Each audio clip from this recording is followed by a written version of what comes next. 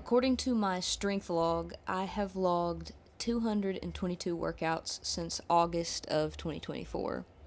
That's an average of 2.8 workouts per week for a year and a half. I started by going twice a week and then moved up to 3 for the majority of 2025, the only exception being when I was sick or injured and had to temporarily scale it back. But even so, this has been a level of consistency I've never been able to tap into before personally. This was a huge win for me because I know gains are long earned. So if you don't mind, I'm just going to have a retrospective moment about what it's been like lifting now that I'm actually eating enough to, well, participate in lifting. This is probably a good time for a trigger warning. If the calorie counting conversation isn't one that you like to participate in, totally cool. Just wanted to give a heads up.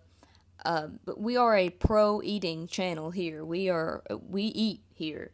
So for what it's worth, this is not a weight loss channel, but nevertheless, if you don't want to listen to me talk about counting calories, heads up. From the time I was like 12 or 13 to my early 20s, I could easily, and I mean easily, sleep to 2 or 3 p.m. Sometimes this was because of how late I had stayed up the night before, but most of the time it really didn't matter when I went to sleep. If I allowed myself to sleep to my heart's content, I almost always seemed to wake up well past lunch, even if I had gotten over 12 hours of sleep. This was kind of embarrassing for me at the time, but it really felt like I couldn't help it. I never really had an abundance of energy or motivation once I wasn't like a child anymore. And it's pretty normal for teenagers to need extra sleep, but I was still sleepy and lethargic even when I was up and going about my day. There were several factors contributing to this when I think back on it, but I'll go ahead and say I was blaming almost all of my problem on my depression, not realizing that even if I weren't struggling with depression at the time, it wouldn't change the fact that I'm a person and people need to be fueled and fed in order to function at a high capacity. Whether it's physical labor or in academic settings where focus is very important. In college, I really wanted to be the type of person that went to the gym before class. I thought those people were so cool and it looked like they really had it together. I was only ever able to pull it off for a month or so every semester before it petered out. But getting to the gym wasn't the hard part. I wanted to go. I wanted to be there. For me, the problem was that it didn't feel good. I didn't feel good during the workouts. It kind of dragged on, and my legs would tingle in this weird, ticklish type of way. Like when someone tickles the bottoms of your feet. I still don't know what that was about, but I just felt weak and tingly, and it never connected the way that it seemed to for other people. And I just didn't understand why. I knew that exercise would probably be good for my depression, but I thought it would magically cure my lack of energy, even though I hadn't really trudged into the calorie world yet. I had no idea how much or how little I was eating at the time. Eventually, I would just stop going, and I'd get annoyed at myself for abandoning another endeavor. And it really hindered my confidence because I really started to believe that I couldn't just put my mind to something and decide to do it. I just didn't possess the discipline to make it happen. And looking back on it, it's a little easier to have some compassion for myself. It wasn't really helpful or conducive in any way to resent myself for that because I really was trying hard at the time. The issue wasn't that I was lazy or that there was something inherently wrong with me. The issue really came down to a lack of strategy. I hadn't done any research or preparation. The biggest factor being I just wasn't eating enough food to support strength gain. Plain and simple. Not only that, but after tracking my calories for the first time, I found out I wasn't even hitting maintenance most of the time. How on earth could I have expected myself to look like this if I was only eating 1,500 calories a day? It just didn't occur to me that this was the common denominator to all my problems. because I just didn't feel hungry. I thought I was eating enough because I didn't feel hungry. But at the rate I was eating, I was consistently losing just a little bit of weight, and then I would occasionally have this burst of hunger that would allow me to maybe recoup some of what I had lost, but that's not really how diet and exercises work. The best thing you can do with diet and exercise is just to be sustainably consistent in whatever way that looks like for you. But it took me a long time to figure out what that actually looked like for myself. Because, yeah, I get hungry, and I wasn't depriving myself then. I don't deprive myself of calories now. I just don't get super hungry a lot of the time, especially if I'm stressed, or sometimes I'll get distracted. Like, if I hadn't had enough to eat and then I sit down to edit this video, I could very well let 3, 4, 5 hours pass and just completely forget to put food in my stomach. And sometimes I just don't realize I'm hungry until I feel like absolute garbage. It literally took the additional goal of getting stronger and growing muscles to begin to see food as fuel and not just something to either bare minimum keep me alive, or I guess in the more recreational sense, eat tasty things. But I didn't see it as this functional fuel that would change my mood and my actual functionality as a person. Our circadian rhythm is responsible for regulating sleep, hormones, appetite, libido, temperature, like every function that we have. So it's wild to me how normal it is to live in a pattern of subsidizing our lack of energy with other substances to just band-aid over it. It is so beyond normal to either pop in an upper decky or have an Alani, a Monster, big old coffee, and all those things are fine, but they can't make up for a chronic deficit of sleep or calories. You'll feel like a ghost of a person. Tracking calories isn't right for everyone, but for me personally, it's key to ensuring I've had enough to eat. I can't always rely on my hunger cues to tell me the truth. In 2022, I worked for the Postal Service.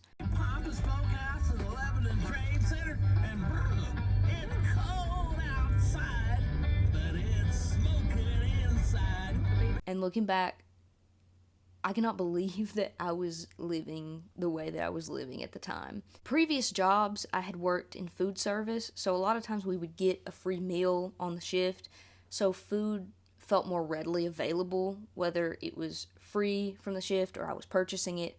It was always there when I needed it. But working at the Postal Service was kind of a wake-up call from that, because it was up to me to make sure that I had food available to me, and it just wasn't a priority. I don't know why I didn't think about it. It's like I was so in my head, I forgot that I am also a body. I would wake up and make coffee. I would have no breakfast. I would take nothing with me. I would smoke a bowl right before I walked out the door, and then on the route, I would go buy water or Gatorade and snacks from a gas station, which is unfortunately very normal for delivery drivers to do. That is very much the lifestyle. But I wouldn't have any real food until I got home and I was on the brink, and I would just end up door dashing something because I've been delivering people's mail all day. I don't really feel like driving anymore. The concept of food being fuel was not with me at the time. It was not registering at all. I was in the trenches emotionally, and as easy and silly as it might sound to other people, I just didn't see how much worse I was making myself feel. My life would have probably been 45% easier at the time if I was just getting enough calories and basic macros, even just close. So eventually, the goal became to stop door dashing, and then it became to stop eating out as much, then to stop eating out for the time being, then to get better at basic cooking skills, then to save money on food costs, then to eat healthier at home, then to condition myself for the gym, then to eat enough to support lifting, then to hit the gym 3 times per week, then to progressively overload, then to form consistency in all of that. Exhausting.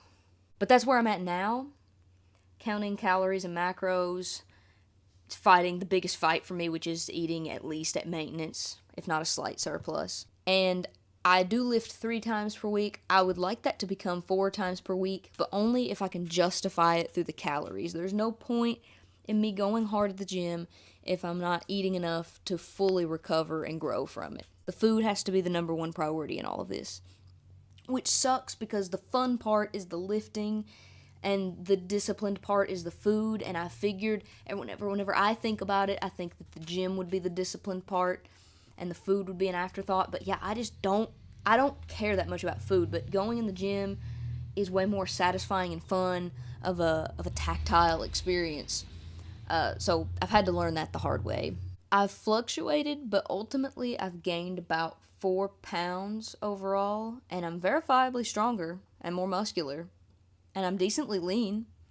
So even with my struggles to eat enough, I am making progress, and I'm very happy about it. If I can keep up a 200 to 300 calorie surplus most of the time and go to the gym 3 to 4 times per week just this year, I'm excited to enjoy training hard and feeling like I can properly recover from it. And I think that a sustainable, consistent schedule in the long term will beat out anything that I could do that would be more extreme. But training feels fun for me now. The lifts feel satisfying like I wanted them to way back several years ago in college. It's crazy how when you're actually fed and fueled, the workouts feel good because you're fueled for them. What a crazy concept. But good Lord, some simple things are just not easy to do in practice. And strategy doesn't come naturally to me. So, what have I learned in the past year of learning to eat? I've heard people say fed is best. I think I've heard it more brought up in terms of people talking about their children. Like, my kid won't eat. How do I get them to eat? I was that kid. I wasn't eating enough, and I never learned to eat enough. Fed is best. And if I wake up in the morning and I'm having trouble, like, deciding, like, nothing sounds good. If I'm deciding between eating nothing at all or eating, like, a toaster strudel, you know what? There are times in your life where it's better to eat the toaster strudel than to not eat anything at all, especially if you know that you struggle to eat at maintenance. Do what you gotta do. Do I need to be eating toaster strudels for breakfast for the rest of my life? No, absolutely not. And that's not the case.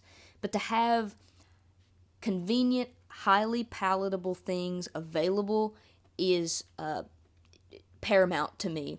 Because some people can't have, like, if you're trying to lose weight or you struggle with binge eating or something, I can see how you can't afford to have certain items in your house because of the temptation to binge them or to just eat them all the time. Also, breakfast doesn't exist. I don't know where I got it in my head that you can only and should only eat certain foods for breakfast, but if I make a pot of chili for dinner and then I wake up the next morning and I want to have chili for breakfast, we're all gonna die one day. Who gives a shit if I eat some chili for breakfast? Whatever it takes to get enough calories, enough protein, fats, carbs, it's all a part of it. It's all important. And if it gets in your stomach and it doesn't upset your stomach, who cares? You don't have to eat breakfast foods. Those don't exist.